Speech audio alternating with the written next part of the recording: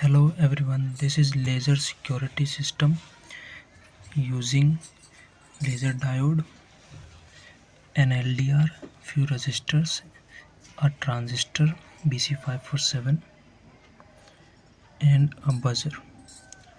So the working of this is such that if any object comes between the laser way, then a beep sound should come.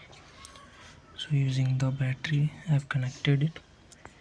Now laser is on and it is directly focusing on the LDR, so the LDR resistance decreases, which make the connection open. And when I do this, you can hear the sound. So this is how it works. This is the laser security system, you can say.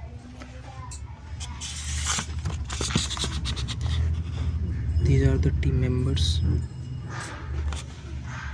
Thank you so much.